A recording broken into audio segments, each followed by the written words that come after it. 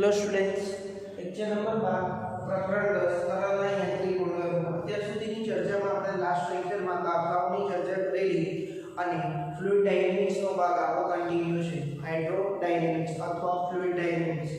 આ તરલનો ડાયનેમિક્સમાં એક અગત્યનું પાયાનું સમીકરણ કહેવાય એ એટલે બર્નોલીનો સિદ્ધાંત. બર્નોલી એ વૈજ્ઞાનિકનું નામ છે.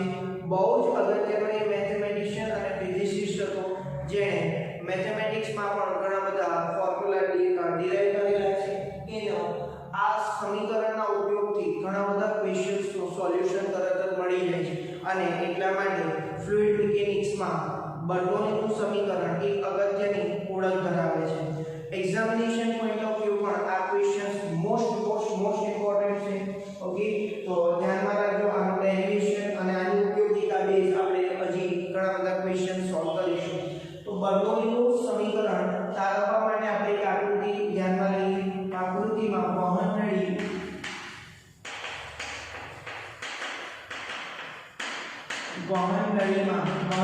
શું છે? તો ધારા રેખાઓનું બંડલ. અત્યારે એક વહનનળીનો અમુક એક ભાગ બતાવેલો છે, બરાબર? ચલો, આકૃતિમાં વહનનળીમાં તરલ આદર્શ તરલ પસાર થઈ રહ્યું છે.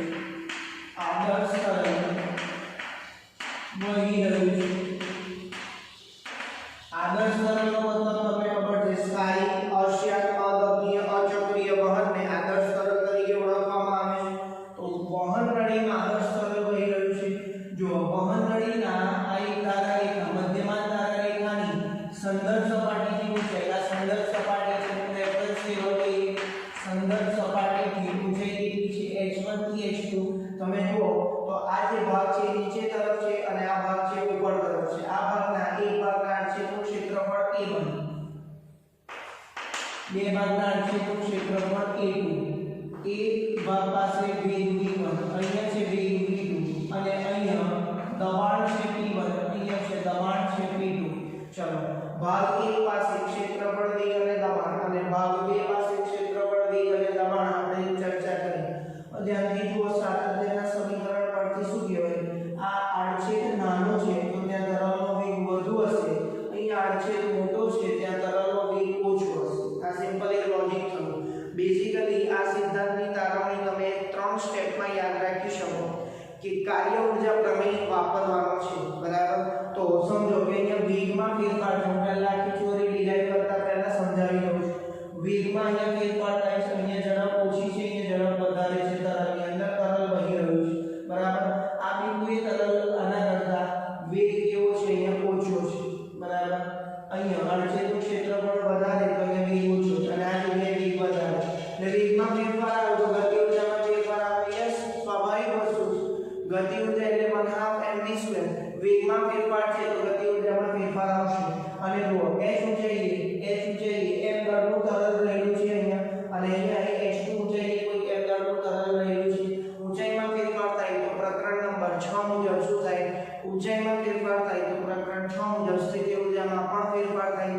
ઓકે, તો અહીંયા કાર્ય અને ગતિ ઊર્જામાં થતો ફેરફાર, સ્થિતિ ઊર્જામાં થતો ફેરફાર, આ 3 સૂત્રો તમારે સાબિત શોધી લાવવાના છે. એ 3નો ઉપયોગ કાર્ય ઊર્જા પ્રમેયમાં કરીશું એટલે આપણને બર્નોલીનું સમીકરણ મળશે.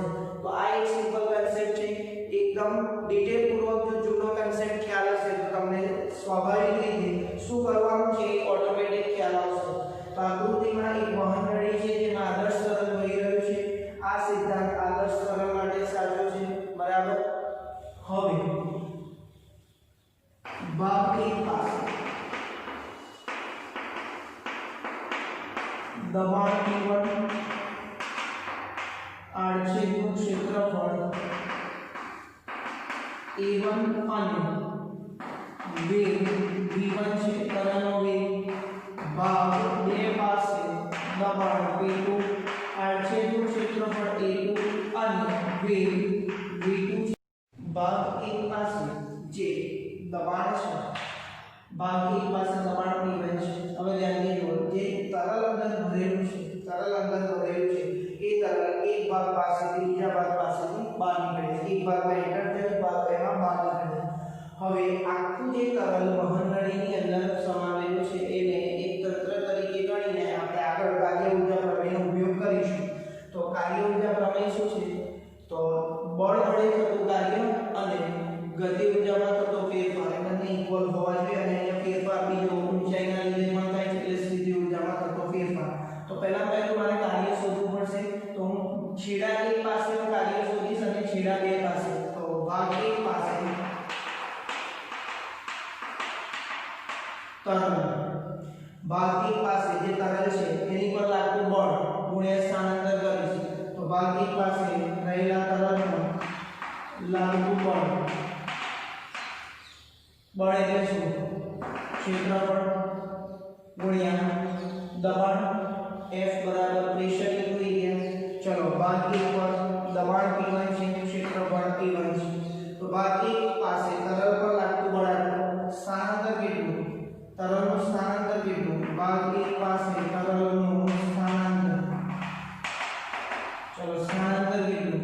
કારણ કે કાર્ય જોઈએ છે તો બળ ગુણ્યા સ્થાનાંતર જરૂરી છે. ચલો સ્થાનાંતર એટલે શું? v1 ડેલ્ટા t જેટલા સમયમાં અહીંથી લિક્વિડ આટલે સપોઝ અહીંયા ક્યાંક જાય છે તો v1 ડેલ્ટા t તો આટલું એક લિક્વિડ ખસે છે બરાબર. તરલનો ભાગ અંતર એટલે શું?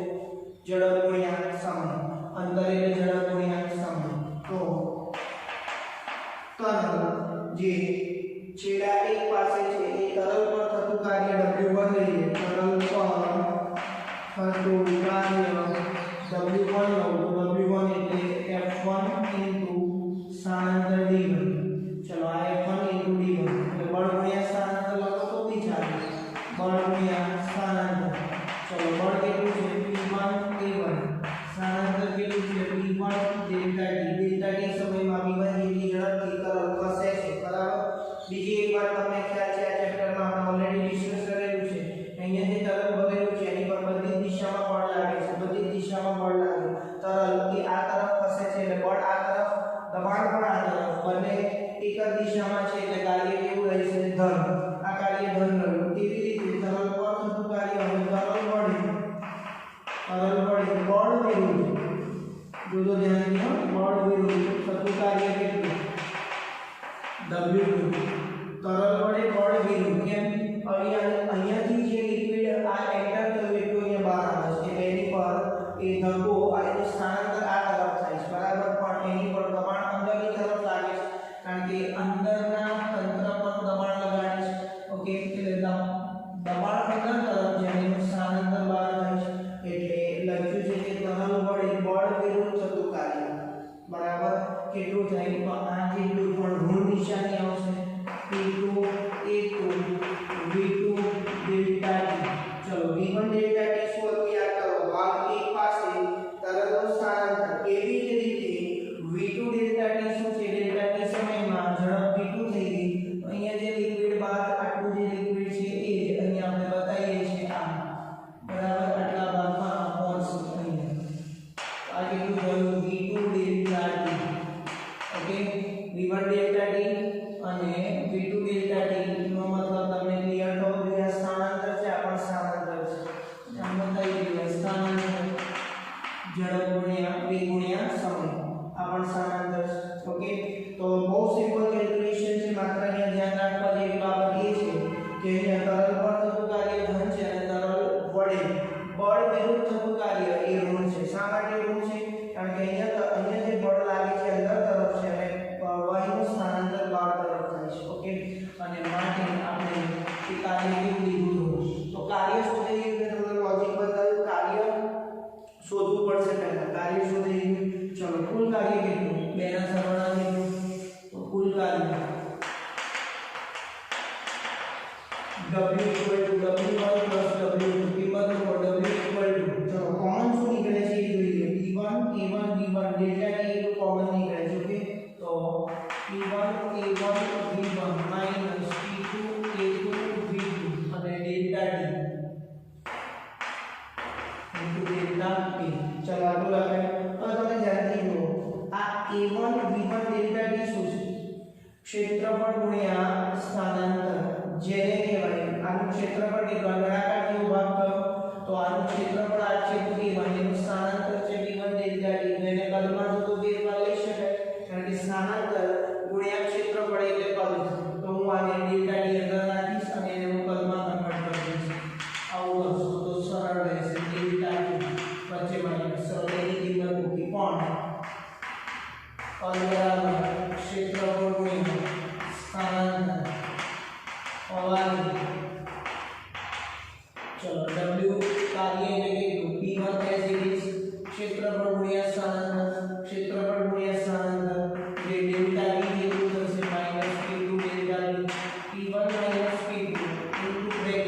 ડેલ્ટા હવે આ ડેલ્ટા ની બંને જગ્યાએ સરખો લખવાનું રીઝન શું છે જોઈએ અહીંયા a1 ઓછો છે તો b1 વધારે છે પણ બેનો ગુણાકાર કેવો છે અચળ એવી રીતે અહીંયા r છે નું ક્ષેત્રફળ વધારે છે પણ v2 કેવો છે ઓછો એટલે બંનેનો ગુણાકાર અચળ છે એટલે અહીંયા ડેલ્ટા t પણ સરખો છે અને ab નો ગુણાકાર પણ સરખો હોવાથી કદમાં થતો ફેરફાર કેવો આવશે સરખો તો ડેલ્ટા ની શું થયું કદમાં થતો ફેરફાર સમીકરણ નંબર 1 મેં તમને પહેલા કીધું કાર્ય ઊર્જા પ્રમેય વાપરવાનો છે અને એના પરથી આ બર્નોલીનું સમીકરણ ડિરાઈવ થશે કાર્ય મળી ગયું p1 p2 ડેલ્ટા ની શું કર્યું ધ્યાન રાખજો ચલો ત્રણેય ભાગ પર ભાગ 1 અને ભાગ 2 પર અનુરૂપ ભૌતિક રાશિ આપણે સરળ લખી અને આની પર જે કાર્ય થયું એ લખ્યું આની પર તરલ વડે બળ વિરુદ્ધ કાર્ય થયું એ લખ્યું બેનો સરવાળો કર્યો એને પદના સંદર્ભમાં ફેરવ્યું હવે એક વાત ધ્યાન રાખો કે અહીંયા વેગમાં ફેરફાર થાય છે એટલે ગતિ ઊર્જામાં ફેરફાર આવશે ગતિ ઊર્જામાં થતો ફેરફાર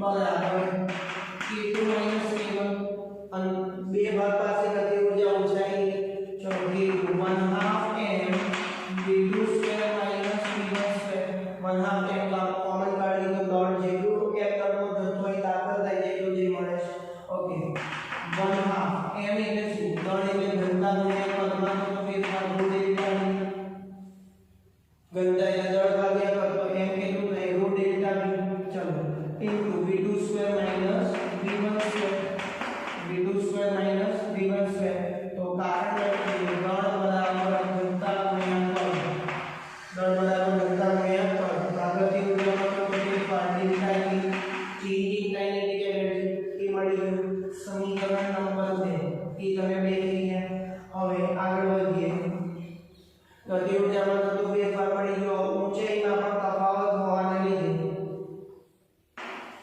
ઊંચાઈમાં થતા ફેરફારના લીધે સ્થિતિ ઊર્જામાં થતો ફેરફાર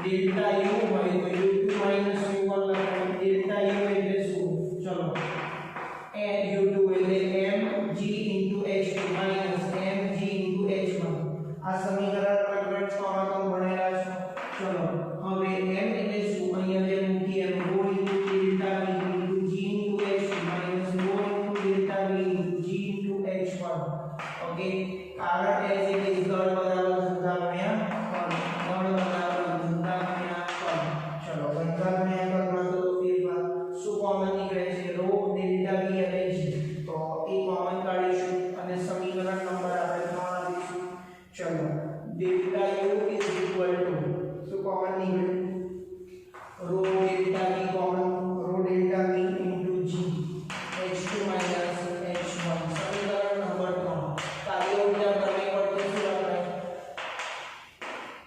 થતું કુલ કાર્ય બરાબર ડેલ્ટા k ડેલ્ટા u સમીકરણ 1 2 અને 3 ની કિંમત આ સૂત્રમાં મૂકવાની શરૂઆતમાં એટલે જ મેં હિન્ટ આપેલી જે 3 સ્ટેપમાં બર્નોલીનો સિદ્ધાંત તમે સાબિત કરી શકો કુલ કાર્ય શોધો ભાગ 1 અને ભાગ 2 વડે અને સ્થિતિ ઊર્જા અને ગતિ ઊર્જામાં થતો ફેરફાર શોધો ત્રણેયની કિંમત મૂકો હવે કામ સરળ થઈ ગયું p1 p2 into delta v is equal to ગતિ ઊર્જામાં થતો ફેરફાર કેટલો છે 1/2 ρ delta v into v2 square minus v1 square ધ્યાન રાખજો અહીંયા આ છે વેગ છે અને આ છે પદ છે સ્મોલ v એ વેગ છે ગઈકાલે પણ તમને સમજાવ્યું છે પ્લસ રો સમીકરણ 3 પરથી રો delta v into g h2 h1 okay આટલું ક્લિયર થયું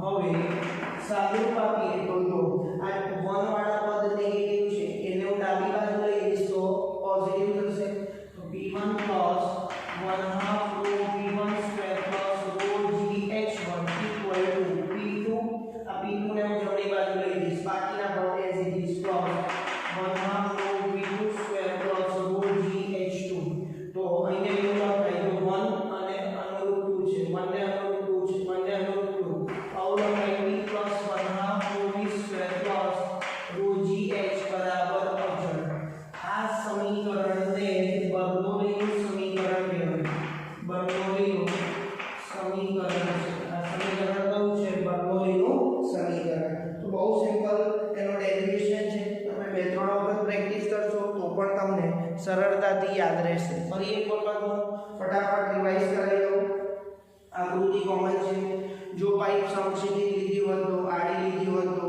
બોલો શું થાત વિચારી લો સૂત્રમાં ત્રણ પદ આવે છે ત્રણેય પદનો સરવાળો અચળ છે સમક્ષિતિજ હોય તો ઊંચાઈમાં કોઈ તફાવત ના આવે ઊંચાઈમાં તફાવત ના આવે તો h1 અને h2 સરખા થઈ જાય તો ત્રીજું પદ નીકળી જાય એટલે આવા કિસ્સાઓ તમે આપણે આગળ બર્નોલીના સિદ્ધાંતની એપ્લિકેશન ઉપયોગમાં આપણે જોવાના છે તો ખાસ કરીને એનું ડેરિવેશન ફરી એક વખત જોઈએ આ સમીકરણ પણ હતું બર્નોલીનું યાદ રાખવાનું છે દાખલાઓ માટે હવે ફરી એકવાર રિવાઇઝ કરી દઈએ આકૃતિ કોમન છે છેડા એક પાસે ક્ષેત્રફળ a1 b1 p1 દબાણ a2 b2 અને p2 છે આને અનુરૂપ આપણે સ્થાનાંતર જોયું v1 ડેલ્ટા t અહીંયા v2 ડેલ્ટા t ચલો તો કાર્ય પહેલા શોધવું પડશે અને પછી ગતિ ઊર્જામાં થતો ફેરફાર કોના લીધે થાય છે બંને જગ્યાએ ઝડપો જુદી જુદી છે v1 અને v2 તેમજ બંને ભાગ પાસે દબાણ પણ કેવા છે જુદા જુદા તો દબાણ તફાવતના લીધે કંઈક બળ લાગે અને બળના લીધે સ્થાનાંતર થાય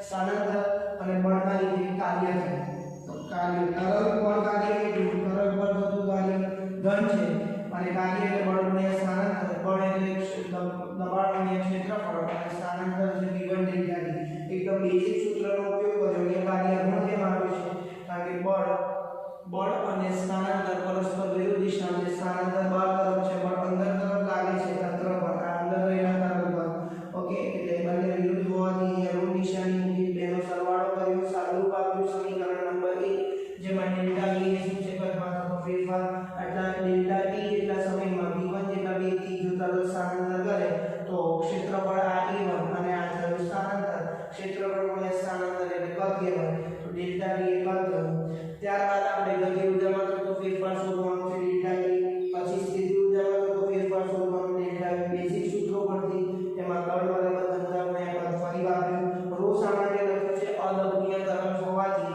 ઘનતા કેવી રહે છે અચળ એ પણ તમને ધ્યાનમાં હોવું જોઈએ આદર્શ સરળ એટલે કેવું સ્થાયી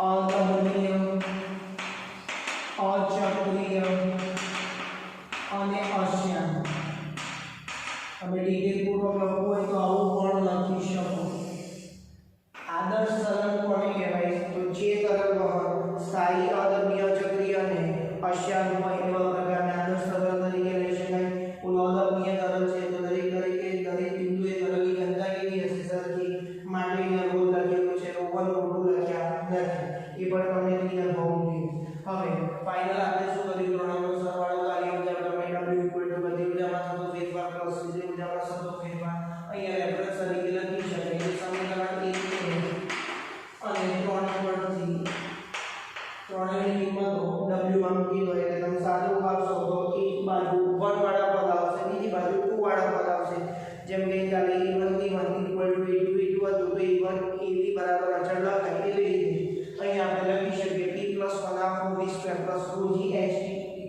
અચળ બરાબર હવે આ સમીકરણ આપણને શું સૂચવે છે એની થોડી એક્સ્ટ્રા માહિતી મેળવવી એક્ઝામ માટે બહુ કામની છે બરાબર એકદમ ધ્યાનથી જોજો તો બર્નોલીનો સિદ્ધાંત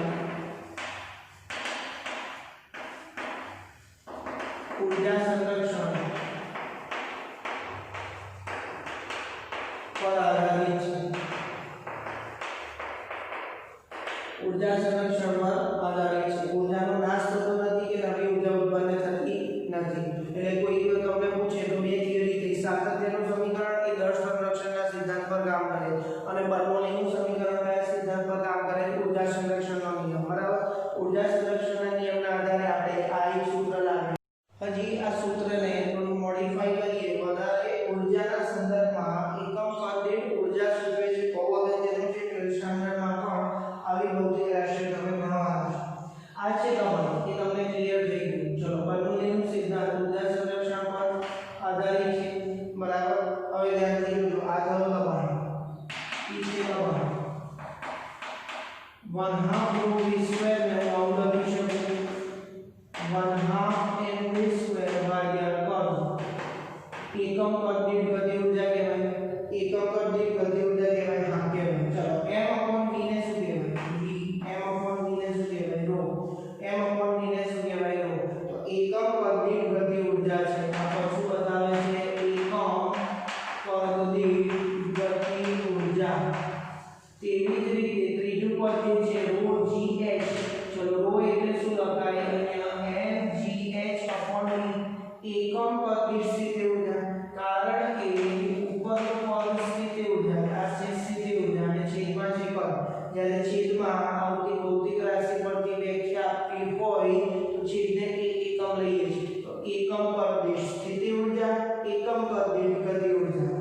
mgh/v એટલે એકમ કદ દીઠ સ્થિતિ ઊર્જા. તો બર્નોલીનું સમીકરણ ઊર્જા સંરક્ષણ પર કામ કરે છે. Yes, definitely. આ થયું દબાણ, બરાબર. આ થયું એકમ કદ દીઠ ગતિ ઊર્જા, એકમ કદ દીઠ સ્થિતિ ઊર્જા. તેને ઊર્જાના સંદર્ભમાં પણ લખી શકાય. તો ખાસ ધ્યાન રાખજો, આ ફોર્મેટમાં પણ તમને ખ્યાલ હોવો જોઈએ. બીજી એક વાત આમાં હું એડિશનલી તમને કહેવા માંગી કે એકમ કદ દીઠ ગતિ ઊર્જાનું પારિમાણિક સૂત્ર કોના જેવું હોય? તો દબાણ જેવું. ચેક કરીએ. તમને બે રીતે હું બતાવીશ. આ સૂત્ર આપણે સાબિત કર્યું પ્રકરણ 2 મુજબ શું થાય? એવી ભૌતિક રાશિનો સરવાળો થાય કે જેમના એકમ કે પરિમાણ સરખા હોય. આ દબાણ છે તો બોલો આ પણ શું હશે? દબાણ. આ પણ શું હશે? દબાણ. ડેફિનેટલી ક્લિયર થયું. કારણ કે પ્રકરણ 2 માં તમે ભણ્યા છો, પ્રકરણ 3 માં ઘણા સૂત્રો ભણ્યા, ઘણા બધા ચેપ્ટરોમાં ભણ્યા. v = v0 + at. પારિમાણિક દ્રષ્ટિએ સાચું છે કે નહીં? સાચું છે. બર્નોલીનું સમીકરણ લાયા, પારિમાણિક દ્રષ્ટિએ સાચું છે કે નહીં? સાચું છે. આ જો દબાણનો એકમ હોય તો આપણ શું થાય? દબાણ. આપણ શું થાય? દબાણ. ચેક કરીએ. એકમ કદ દીઠ ગતિ ઊર્જા, એકમ કદ દીઠ ગતિ ઊર્જા. ચલો, ઊર્જાનું એકમ શું થાય? તો એકમ કદ દીઠ કોઈ બી ઊર્જા હોય, ચલો એ ગતિ ઊર્જા હોય, સ્થિતિ ઊર્જા. એકમ કદ દીઠ ઊર્જા એટલે શું? તો ઊર્જા ભાગ્યા કદ. ઊર્જાનો એકમ થયો જૂલ, કદનો થયો મીટરનો ઘન. જૂલને હું ન્યૂટન ઇન્ટુ મીટર લખી શકું. યસ. તો મીટર મીટર કયા? તો ન્યૂટન પર મીટર સ્ક્વેર ઓર પાસ્કલ. પાસ્કલ કોનો એકમ છે? દબાણ. તો થઈ ગયું પ્રૂફ. તો ધ્યાનથી સમજવાનું છે કે બર્નોલીના સમીકરણમાં કોનો સરવાળો અચળ છે? દબાણ. એટલે એવું કહી શકાય એકમ કદ દીઠ ઊર્જા, એકમ કદ દીઠ સ્થિતિ ઊર્જા અને એકમ કદ દીઠ ગતિ ઊર્જાનો સરવાળો શું રહે છે? અચળ. આ થયો બર્નોલીનો સિદ્ધાંત. તો બર્નોલીનો સિદ્ધાંત બહુ જ અગત્યનો છે. એનું સૂત્ર તમારે યાદ રાખવાનું છે અને એના ઊર્જા પરના કન્સેપ્ટથી તમને ખબર હોવી જોઈએ. આ શું સૂચવે છે? એકમ કદ દીઠ ઊર્જા નો એકમ કોના જેવો છે? દબાણ જેવો. અહીંયાથી પણ તમને સાબિત થાય છે કે જો આ દબાણ હોય તો 1/2 ρ v સ્ક્વેર પણ દબાણ જેવું પાછું હોય. ρgh નું પણ પારિમાણિક સૂત્ર દબાણ જેવું જ હોય. ક્લિયર? તો ખાસ ધ્યાન રાખજો. એકમ કદ દીઠ ઊર્જા જેને કહેવાય આપણે 12th માં નામ આપીશું ઊર્જા ઘનતા. હાલ પૂરતું યાદ રાખો. એકમ કદ દીઠ ઊર્જા એટલે શું? તો એકમ કદ દીઠ ઊર્જા એટલે દબાણ જેવી ભૌતિક રાશિ છે. ઓકે? તો ખાસ બર્નોલીનો સિદ્ધાંત આ પણ રજૂઆત કરે છે. જો તમને એક્ઝામમાં પૂછે કે બર્નોલીનું સમીકરણ તારવો તો તમારે અહીંયા સુધી લખવાનું છે. પણ આ એક્સ્ટ્રા ઇન્ફોર્મેશન જે તમને દાખલા ગણવામાં અને એમસીક્યુ સોલ્વ કરવામાં કામમાં આવશે. તો બર્નોલીનો સિદ્ધાંત એ ઊર્જા સંરક્ષણ પર આધારિત